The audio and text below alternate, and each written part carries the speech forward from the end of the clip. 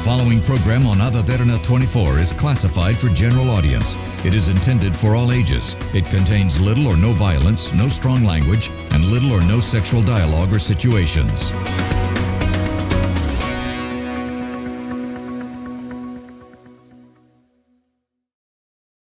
The following program contains opinions of the participants and does not reflect the views and beliefs of the Derana Media Network. The network believes in a safe space for all ideas to be expressed without any censorship and on its duty to create such a platform for free speech. Viewer discretion is strictly advised.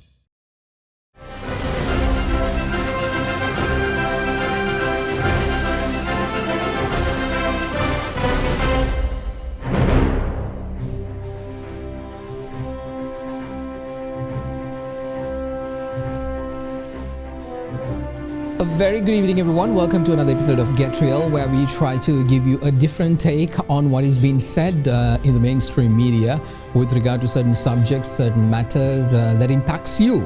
And today's conversation is about flying high. Apparently, I'm not talking about, smoking weed and flying high, but, this is about the aviation industry and making sure that what can we get out of this? Because we are an island nation, so connectivity is really important here. The easiest way to connect our island with the rest of the world is through aviation. The aviation industry stands as a pivotal gatekeeper for that. And they've been doing that for quite some time. And lots of airlines, members of that entire industry keeps coming into Sri Lanka. The problem here is, despite the fact that it has a lot of opportunities, are we harnessing the best out of it? So in order to have this conversation, I've invited back to actually this program. You're coming for the first time, and it's good to see you here in the studios here in Colombo. Mr. Vipula Gunatilleka, the former CEO of SriLankan Airlines himself. He has a tremendous amount of experience, not just here in Sri Lanka, but all around the world, being in Africa, being now in India, and all these parts. Welcome to the program. Good to see you, sir. Good evening, and thank you. It's my pleasure to be here, Mahieash. So let's talk about the industry. Recently, not recently, like a couple of days back, I saw a press release coming from Turkish Airlines saying that they're flying direct to Sri Lanka. Earlier, they were coming to Male and then coming to Colombo and going back. Emirates seems to be another organization that is committing a lot of the frequency of flights on a daily basis keeps increasing. So is Qatar and all these regional mega players. Yeah. SriLankan Airlines seems to be a problem. It's in dicey waters, turbulent weather kind of thing. But what do you think the opportunity in the industry here in Sri Lanka as a whole? Can we actually harness the best out of it? Because what we are trying to understand is the fact that if anybody else comes into this country, let's say all the other private sector players, we are not getting the money. Basically, they are taking our money and going away. Is that the case, or is there something that we don't see in that exact manner? Yeah, money is just an insignificant factor. Big, and as you very rightly said, that we are an island nation. So we need to have an airline that is supporting the country. It could be private, public, or maybe a state-owned. So airline is a must. But in addition to that, relying on the other airlines, the risk is that in case we saw that during the pandemic, most of the airlines restricted the capacity. So they are driven by the profit. Right? I'm not saying profit is not important even for a state-owned airline, but so there is a risk that and this industry is highly volatile and driven mainly by the geopolitical and the economic conditions. Is it volatile only in Sri Lanka or worldwide? Globally. You look back in, if you look at the IATA figures, I think in 2019 the industry lost $140 billion. So many airlines went bankrupt. But this year only the IATA is expecting the industry to be profitable. They are expecting about $9.8 billion profit. So it's volatile, it's robust everywhere, globally. I mean, Sri Lankan is fortunate. I mean, during the pandemic, so many airlines closed shop. You can see India, there are some 2 airlines now, Spice, and they are going through financial difficulties. And one is already grounded, the Gophers. And see, the big carriers like SA is going through the restructuring process now. So it's common to everybody, not only to Sri Lankan. Let's talk about SriLankan Airlines. You said profits is something that, not the main thing, but we have to focus on that. And profits is not something that SriLankan Airlines has seen for quite some time. I also know for a fact that you were the CFO for a period when I think we were in the public partnership with Emirates at that time. You were part of that management team as well. Just I do not know the aviation industry. I don't understand the numbers in terms of how you run things and what are the most important things. But this is the glaring fact that is there, which I'm struggling to understand, and definitely most of us who's watching as well. Now, during the Emirates period, profits were there. But during the Sri Lankan, the state-owned period, it isn't. We just see a little bit coming up and then it goes bust. And there is no ability to keep this as a plateau. We keep, spikes and drops and spikes and drops. And it's not just a little bit of spike, it's a good spike, and the drop is even worse. So how come they got it right and we are not? Because I'm pretty sure we can basically understand what kind of methodology they used, which we can also adopt in this side of things. But where are we failing? Okay, during the Emirates time also, you got to understand only certainly they had a 10-year management contract. I'm being very frank here. They did make money for about 2 years or 3 years, soon after the peace accord was signed. Thereafter, we had to deal with the tsunami, started losing money. They also made money from the sale and lease back because at that time there was a high demand for, I was involved in that time, for second-hand aircraft, so we were able to capitalize on those gains. But it's so other than that, Emirates of course had a strategy, and before what they did was, a country was fighting a bloody war, right? But still they were able to focus on other markets. This was a gateway to India. Then they were focusing on Maldives, like most of the flights for tourism. Very few tourists came to Sri Lanka, so they were channeling through Narita Male, London Male, Colombo, like that. So they had a strategy, and that's nothing wrong in that. But if you look at the history of Sri Lanka, soon after former President Jayawardena started this, he had a vision. We started the war, 83 for 30 years war. Then the tsunami, multiple attacks, right? During my tenure, as I started, few months later, we had this 46-day turbulence, whatever it is, that impacted my business. Then I had to deal with the Easter Sunday attack. The EBITDA, we lost about 67. That year we would have been profitable. I'm telling you, I was looking at the forecast 1 week before. Because the previous year was? Previous years, 2017, 2018 was those years. It's a marginal profit, so I'll come to that also. So many things. Then we had the pandemic. The entire industry suffered, and we are lucky that thanks to the help of the government, that Sri Lanka was able to manage the business. So there's some capital that came in during that time. So many airlines went bust, and even starting from Qantas to Qatar to Emirates, they all got huge capital inductions from the. So Sri Lankan, unfortunately, before the pandemic started, they had about $700 to $800 million worth of debt. So that affected their balance sheet. So Emirates made money operationally for a few years, 3 years maybe, but thereafter it was sale and lease back money that came into the system. That shows how volatile, how sensitive this industry to the geopolitical factors as well as the internal factors. The other thing is, now if you take SriLankan Airlines per se, it is a national carrier, and it is now owned by the people of Sri Lanka because it is maintained by our taxpayer money as well. The government is keep injecting, but they also have their business running on the other side. But that is not in par with what we really want that airline to be. There are lots of questions that I would really like to pick your brain on. One of the biggest thing is, now where are we going with this airline? Like, what exactly is the vision? What do you think it should be? Because we keep changing the vision too. One time we want to buy the latest aircraft, the other time no, we don't need them, we can do whatever we have and all that. And we now, I think it was actually surprising for me to learn when I was diving into this entire matter about a couple of weeks back when we were doing on State of the Nation, is the fact that we don't own one single aircraft, and that itself showcases why is that. But the question that I'm asking is, if you look at countries like Singapore, Australia, Malaysia, on this side the UAE, Qatar, all these, their national carrier is the monopoly in that particular region. Nobody else has the ability to touch that particular market because they know their market and they know how to perform that. Why is that not the case here in Sri Lanka? Because SriLankan Airlines has the potential to do that.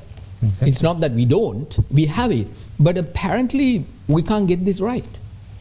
No, as I told you, it started before the tsunami with a huge deficit dent in the balance sheet. So you need funding, right? Aircrafts, just to answer your question, you don't have to own aircraft. There are airlines I know, they manage hundreds of aircraft, and they don't own anything. They get the aircraft from the OEMs or the manufacturers, then do sale and lease back and encash the cash. And so you don't have to own that. So that's not a big issue. We had some aircraft, but at the moment I think the Sri Lankan entire fleet is. The issue is because of the losses, right?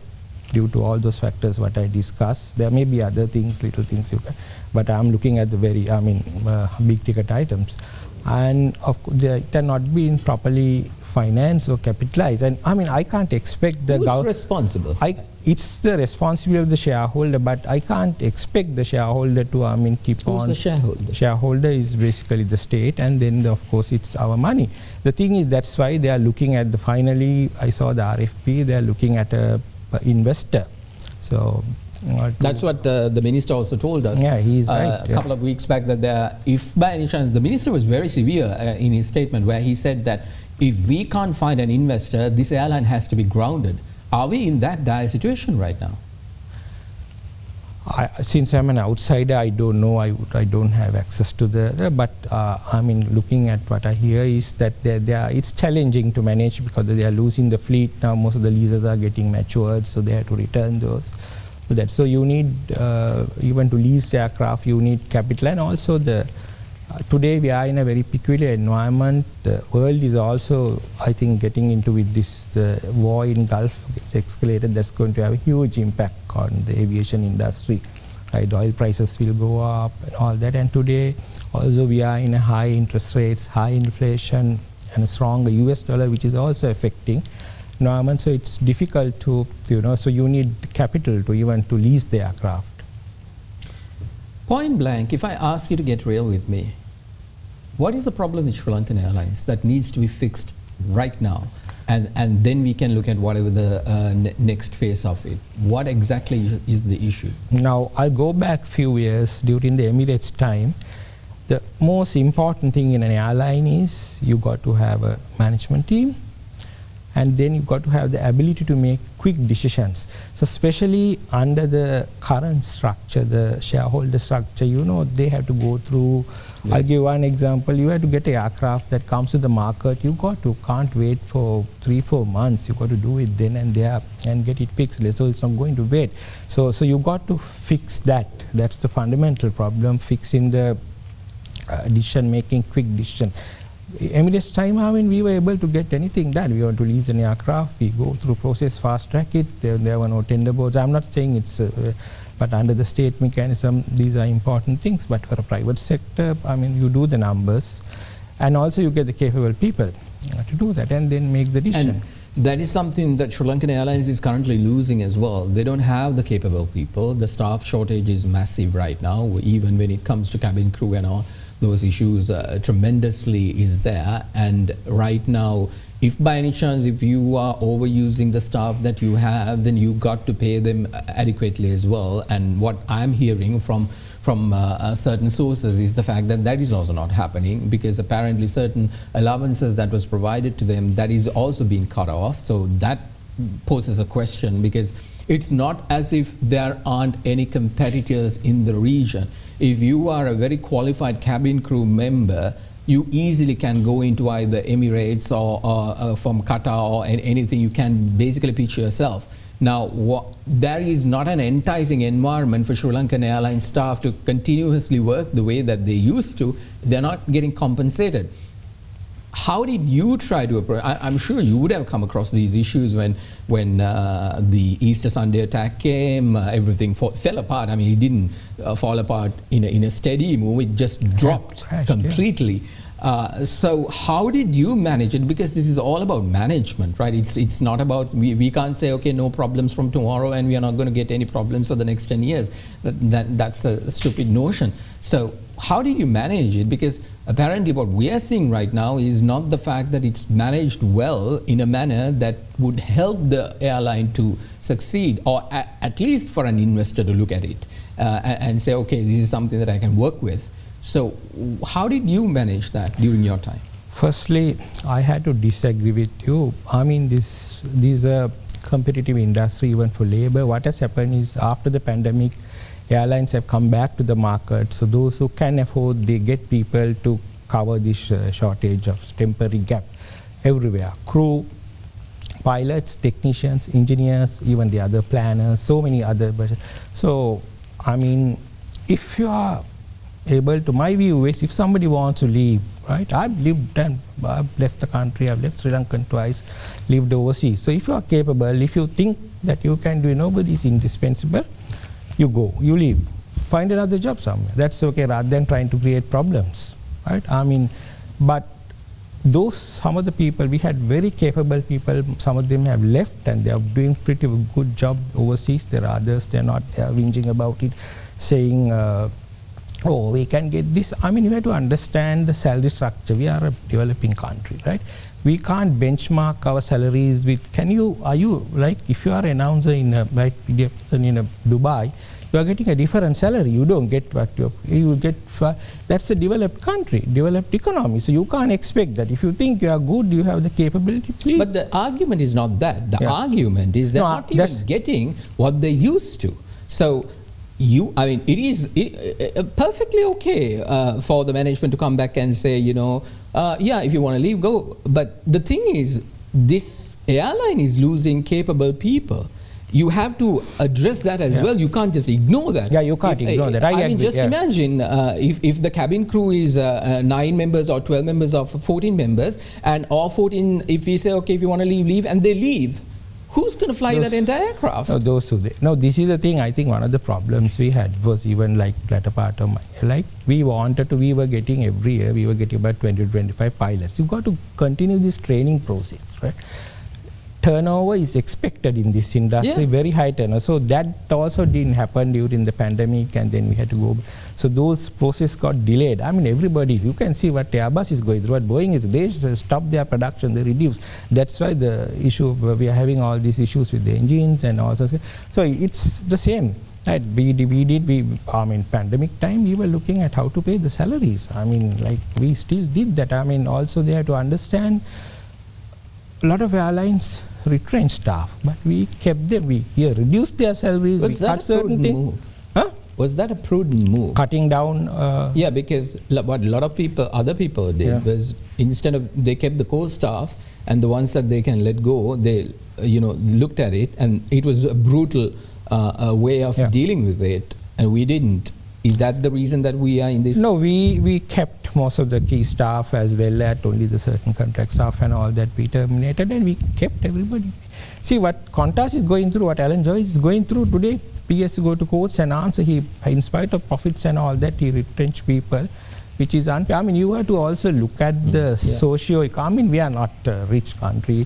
Imagine you terminate this, how are they going to live? So we can't, we balance and manage it. So I think the staff also should appreciate that.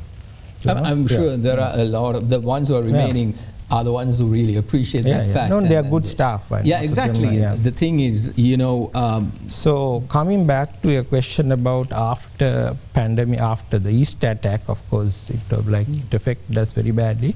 But we created opportunities. Jet Airways also grounded at that time, so we were able to. It's a question of looking at new opportunities and trying to see how best. Yeah, so we doubled the capacity. We were doing 5 flights a day to Delhi, and then somehow we managed. We survived until we had to deal with the pandemic. So same way, it's a question of, and even the pandemic, like we started the cargo network, very robust cargo network connecting, like we were going to Kenya, bringing flowers, sending to from Nairobi to Colombo to Amsterdam to Australia, and we did all that. That's the long-term route that we built.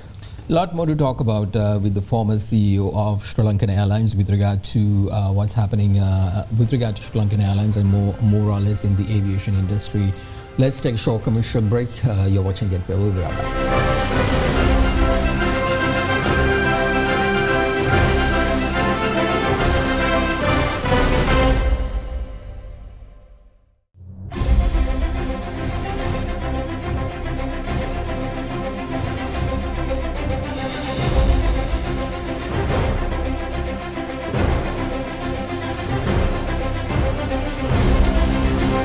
Welcome back everyone to Get Real. I'm in conversation with the former CEO of SriLankan Airlines, Vipula Gunatilleka, with regard to the current status of SriLankan Airlines. We spoke a lot of issues that is occurring in this particular industry per se. When we talk about the airline industry, it's basically SriLankan Airlines because that's the airline that we know. With regard to going forward, we know what the problems are, we know what the issues are, we know what kind of solutions that need to be brought into this. But let's say, okay, today we got a clean slate.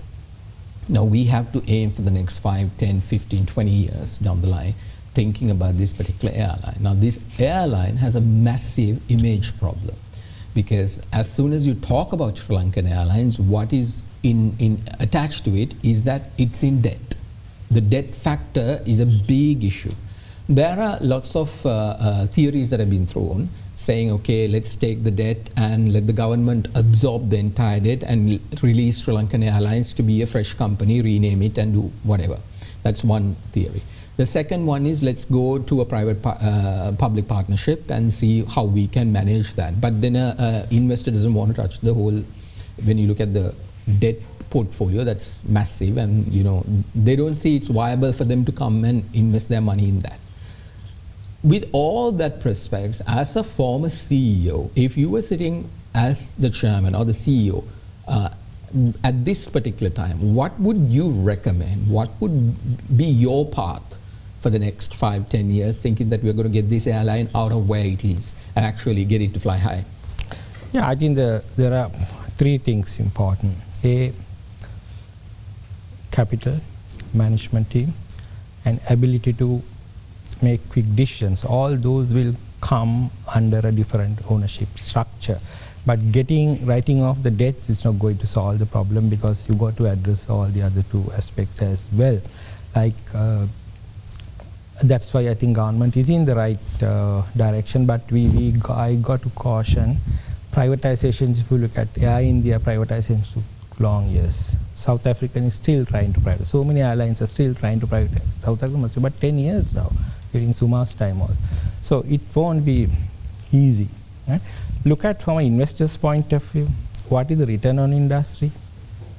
You make good times, you make about 4 to 5% ROI, which is equivalent to your interest rate. And then this is an industry that's subject to so many other vulnerable. So for investor, somebody who's sitting in Zurich or in London or Dublin, why would they come and invest in it? They keep the money. So so you got to find the right kind of investor. But what I think is we should look at that's a long process. Getting the right. We were lucky with Emirates. Whether we'll get similar type of investor, I wouldn't know. Maybe at least look at a management agreement to address some of the issues. Maybe government can, if they're going to take over the debts, yes, they can do it, or maybe convert those into a sort of a quasi-equity type of things, debentures for 10 years, which we proposed some time ago, and then see whether you can reduce the interest burden. And if we learn something from the Emirates period, in comparison, you have to agree that Emirates was doing a better job than what was happening right now. I know you would disagree with that, but that's what we see from outside, because that's what we've been told. Honestly, the PR team needs to really be honest with the public, because this is a public company. This belongs to the Sri Lankan people, and the only person that they are not honest with is the Sri Lankan people. So they come up with these various BS, PR campaigns saying they are the best. But when you get into the craft, your seat is broken, or your the display doesn't work, or the button that you press is not reclining the way it should be, or you go in business class, same kind of mediocre service. Obviously they're going to ask the question, hey, what's going on? Okay, this is not what I saw in the video that you showed to me in order to sell this ticket to me. So you have to be honest that is not occurring at this moment, and I'm very sorry to say, I would like them to be honest, and we would actually then pitch in and provide certain solutions that could be beneficial for everybody. Keeping that aside, my question is, if we learn anything from Emirates is also, I think it's a national carrier, are we supposed to go with another state as a PPP, or should it be really in the private sector? Do you think like with an agreement with Qatar Airways, Singapore, Qantas, I think there are lots of options.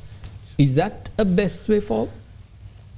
As a management agreement, yes, that would as a stopgap, because this privatization will take long going by in the market. What are you looking at? What? I would say similar, maybe work with Emirates or somebody. No. I mean the number of years it will take. I wouldn't know, because you look at the risk factors, you now see what's happening with the Gulf and all that. But at the same time, you've got to understand we've got a huge opportunity. We are in between the two growth engines in Asia, India and China. So we got huge potential. I mean, Middle Eastern carriers with Air India, the way Tata backing and expanding, they are also losing their access rights in India. So this should be like going back to about 15 years. So this would be a good entry point for them to, do code shares and connect with India. At the same time, look at other like Scandinavians. You've got to keep the route maps and see maybe that kind of a country where they need a presence in Asia. So we got all this. So that kind of partnership might work well for both parties. In terms of the routes we are flying and the markets we are basically servicing, are we omitting a gold mine that exists right now, or are we actually doing the very best that we could in terms of getting into these markets? Look, you got to sympathize with them. They got a limited fleet, so they are trying to do everything, which is also not right. I mean, they should focus on Australia, London, couple of key routes, and what Europe is going through, and they got a lot of partnerships with Qatar and Emirates. They can do Frankfurt, Paris, maybe they can work with another partner. They got the code shares, and then look at Naritas, and also Cathay is going to come back to the market next year. That will basically wipe out the Hong Kong and Korea as well, not Hong Kong, Narita, and so we got to be mindful of this. So focus on this region and rationalize the routes and see what is best. And then as soon as we get on board, or whether it's in Singapore Airlines, whether it's in Qatar, or whether it's in SriLankan Airlines, we hear these words saying, part of this one alliance member or Star Alliance member or something like that. Is that actually a benefit for the airline? Because we don't understand what it means. And does it mean like, do we get access to their markets as well, or do we have to pay in order to get whatever? So is that beneficial for it is flights? Beneficial. Being, One World is the number one. It's a beneficial. It's beneficial, and we have, especially to the destination that we don't fly, very huge. We can piggyback on them, and it's advantage. It's about selling tickets. Yeah, coach, and then you get your revenues and all this. And let's talk about this aging fleet. You earlier also mentioned about the fact that apparently certain leases are coming. I think the average age of an aircraft, except for the A320 Neos, which came very recently, the others, the long haul flights, are somewhere around 50 to 20 years. So I don't know in the industry, because if we think like, using a vehicle or normal sense, that is quite old. But is that something that we have to really focus on right now? If leasing is an option, should we be looking at that? I understand because of the simple fact that we defaulted. Nobody wants to give us any capital, or nobody wants to give us the loans that is required in order to get these leases. So there's another problem there. How would you face it if you were the CEO right now? No, we got to lease, but what you can do is maybe, 15 years is not old in aviation. What would be the number? I would say because they go through their normal cycles. What happens is after the technology is changing, like your computers, right? So what happens is the newer aircrafts have become more and more fuel efficient, so your operating costs come down. So in that respect, but if you don't have to, what has happened is with the shortage of aircraft, a lot of airlines are keeping their aircraft, like Europe to US and all, instead of going for new. So this high. Are we at a risk of, like, if we have leased and if there is a shortage, can the lease company, not honor the contract with us and pull that aircraft and give it to a better deal? Is there a risk in that? They can technically, but what happens is if I am a lessor, I know their side as well, why would they go through the trouble? You have been with this airline. It's a business relationship. They don't do that normally, unless like in India it happened because their airline was grounded and all that, so they had to pull the aircraft back. But otherwise, it doesn't happen normally, but it can happen. They assess the risk, and also these leases, they must have made their money over the years. So, A350s, one of the biggest controversial conversations that this country used to have is the A350s. 8 aircrafts, really good aircrafts, top of the art, top of the form. It is the latest technology that is available that can fly. We ordered 8. We cancelled 4, and I think we are having humongous amount of trouble at that particular moment. I think during your CEO tenure, this particular subject would have come in as well. Was that the right decision to get rid of those aircrafts, or should we have pulled through that? Because that would have enormously helped our cause if you're talking about increasing flights to Australia or London, or long-haul flights, or Narita, or all these kinds of, those flyers wants the latest. You have to understand this from the side of the passenger as well. They would be comfortable in going in an A350 than an aged A330. So what exactly, was that the right decision to do, cancelling the... If I'll ask you a question. So you are buying a ticket to go to London. Does it matter the aircraft to you, 330, 300? Or so does it matter to you? No, I'm just asking. No. Passenger is not going to pay that incremental price. So wait. Okay. It was a problem. It wasn't a problem for quite some time. But when the entire 737 MAX incident occurred, nobody wants to get into a MAX. And thank God we are not having any kind of Boeing aircrafts in Sri Lanka. But you see that tendency, because if I'm flying, I would really like to see what is the experience on an A380 or an A350. Those are little things that actually enhances this experience of being in a flight. With Sri Lankan, yes, the services matters, but then again, you have those kinds of flyers as well. But that particular problem of, once this entire MAX incidents occurred, people do look into it. What are we flying? Are we flying the latest, or are we flying some old carrier? And especially when they got on board and you find a broken seat or cracks on the window, you need to understand. No, I understand, like those things have to be fixed. These are part and parcel, your basic housekeeping and maintenance. But coming back, yes, MAX was a different issue. It was a safety issue, but now you can't find a MAX today. Normal person doesn't understand that. They think that apparently there could be the same issue here. Everybody doesn't watch. The leased aircraft, they are maintained, the technical, they have to, the lessors insist that you do your regular checks. So those are current. Because are we good in that area? Yeah, because we set aside money for those. So you got to make use of that money to do the engine maintenance and the aircraft maintenance. the so seats and all, these are our, and thing is after like a hotel, right? You got to after 10, 12 years, you got to do some refurbishments, which is important. But I mean, they're struggling. No, you have to understand that. Indeed. When we come back, I want to talk about where this airline is headed and what we can harness, the opportunities that we have with regards to, privatization is an option that is being floated around. We talked about that as well, but, what can we do? The government is very stern on this. If they can't find an investor, Sri Lankan is going to be grounded. That's basically it. But lots of governments have said that prior, but they didn't do it because, a national carrier is a national carrier, and Sri Lankan is a beloved airline in this country, and people don't want to see that grounded. Let's take a short commercial break. This is Get Real. We'll be right back.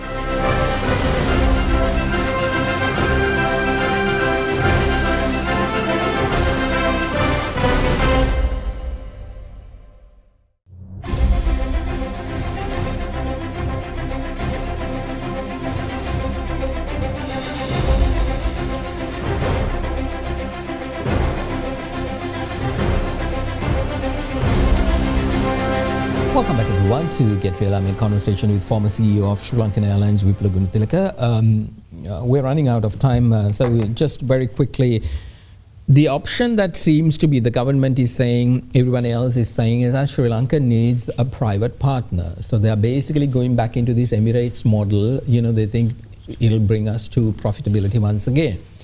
How should we do that? And what are the what are the things that we have to be very concerned about? Because let's say in a situation where there is another there's no wood to touch, but then again, touch wood to make sure that nothing like that happens again. But in a case, because we had to learn the lessons, Sri Lankan was very instrumental in bringing our people back. Yeah. That was, because we had it, we could have commanded, but in a PPP, that limits to a certain extent. So what are the things that we have to be mindful of? So you can't totally base, I think government is looking at a 50%. So you also look at the bilateral, the carrier status as well. So I would recommend maybe get the Sri Lankan entities involved as well. Maybe there's some debt, so get the banks involved and convert and make those into equity or whatever it is. And so that we have a right balance. And then I think the structure, like how Malaysian or whatever, you got to create an investment company, which the government is planning to do. That's the right way to go. Create and then vest the ownership, and so then you will have a totally Sri Lankan ownership, 50%, 51%, with a private and type of management, and at the same time get an airline, professional airline, to do the management, sign a management agreement. That is an important thing. Because we had to, if you want to find a quick fix. Do we have the correct manageable people in country, or do we have to look elsewhere? I think there are some capable people, but you have to get people. It's easy to get. Today you want to get people, you pay the right kind of money, you can get at the top level people. And also if you work with a profit airline, then they will have their own resources, they can second the people. That's not a difficult. If push comes to shove and the government is adamant that we have to sell this 100%, what would you say to that? Yeah, I would say if they can do it, they should look at that. That's the way to, so then you're totally, but then you got to look at the risk. What are the risks? Risk is like, now take India, totally private, right? What happened to Go First and Spice at the moment, right? Because they're going through financial challenges. Pandemic created a huge dent in the balance sheet. They couldn't find, and the owners couldn't. So that risk is there, but apart, so that can collapse the whole thing. But Sri Lankan is not only Sri Lankan. You got ground handling and so many other businesses. If Sri Lankan is not going to survive, those businesses also will get affected severely. Ground handling, catering. So profitable ones. Yeah, they lose money because they're depending. Catering is totally depending on infrastructure. The Bandaranaike International Airport, I think it looks the same for the past 25 years or so. Even if you look at pictures from 80s or early 90s, it's still the same. We have not been able to extend anything beyond. I think a little bit of the terminal has been extended from this side, that side, and all those things. But I think there is, when you compete with markets like Singapore, India, and with all these state-of-the-art airports coming into play, I think that also provides a massive opportunity there as well. When Sri Lanka doesn't have one, it looks like something from the 80s era. Either we sell as per the 80s feeling and market it in that manner, or we actually we need to look at new airport structures and all. I think this particular fact of creating a new airport in Bandaranaike International has been there in conversation, I think, since 2017. From your time onwards, we came up with various proposals. One looked like a banana leaf, the other looked like a lotus, all that. But nothing has happened. That's why I know that there is a little bit of construction occurring right now. How important is that? And should we need to have more international airports in Sri Lanka at the moment? I think we got to finish what we started. The previous capacity of current cap is about 6.5 million, but pre-COVID we were doing almost 9 million. With the second phase it can go up to 15, which is very important for us. I think they should look at privatizing the airports like what they have done with it's happened in India, everywhere. But that might be because if you wait the government to get borrow the money and do it, this project is going to take so many years. You got to fix it soon if you are looking at supporting. Is there danger in that? No, what's the danger? India is doing it. I mean, you privatize the airport, and then of course you can keep an interest. At least you get phase out, segregate Terminal 1 and 2. Terminal 2, get an investor, BOT, you manage it. You bring the money in, so with that you can complete the project, and government also can keep, because they have already invested. That's the solution. Otherwise, you wait to get a loan, and it's going to take, that will basically increase our debt burden further. Yeah. We are a poor nation, so we have to look at what is practical. In terms of increasing numbers of airports, what do you think on that? We now have one in Hambantota. I don't know what. I think we got 2 international airports. That's enough. So that should be enough for us. But we got to target priorities to for finish. The international airport in Hambantota, what should be the strategy? Yeah, that's basically a secondary airport, because everybody will focus on because it's far away from the main city, main business happening in Colombo, but they should maintain the status quo, look at some investor. But would that attract an investor? I wouldn't know. They have to work out the numbers. Because there are conversations about the fact that we need to get the regional airlines in the region to use that as a hub, or they were looking at certain partners in India to come and use that as their central hub. You think that's... No, there are many things you can do. Keep the airline, look at MRO facilities and other services and all that to be based out of Mattala, because Katnaik is getting congested for other services and training and all that. So you can work, so many options are available. But for an airline, even for passengers, if I'm flying from India on a budget airline, say Indigo, imagine my coming to Mattala, I wouldn't come. I wouldn't choose. Look at the passengers' convenience. It takes 2.5 to 3 hours to come to Colombo. So it doesn't work. So that's the fundamental problem there. What do you think for what's in store for SriLankan Airlines, in the next few years, if by any chance, if we get everything right? Obviously good times, but it doesn't look like that we keep hitting this wall over and over again. What do you think is in store for this airline, our national carrier? It has huge potential. It should be having about 40 to 50 aircraft. That's the potential. Connect Sri Lanka, but you got to get the airport right. Fix the airport first. You can be a good second-tier hub. Right? Colombo people will like Colombo rather than going to Chennai. And you connect with Africa, which we started during my time, and then China, all that. Imagine somebody from Africa going to China. Why are you not thinking about Africa? No, we started it, but you need the fleet. So, is that a viable market? You have to build markets. You've got to look at the traffic. You've got to look at somebody who wants to go today. How would they go to China? 7 hours to Dubai or Qatar and another 8-9 hours here. Go to India, same, no? Do then 7 hours plus another 4-5 hours. Here 4.5-5 hours and another 40 minutes. So that's how critical, how vital this location is for us. So make use of the location.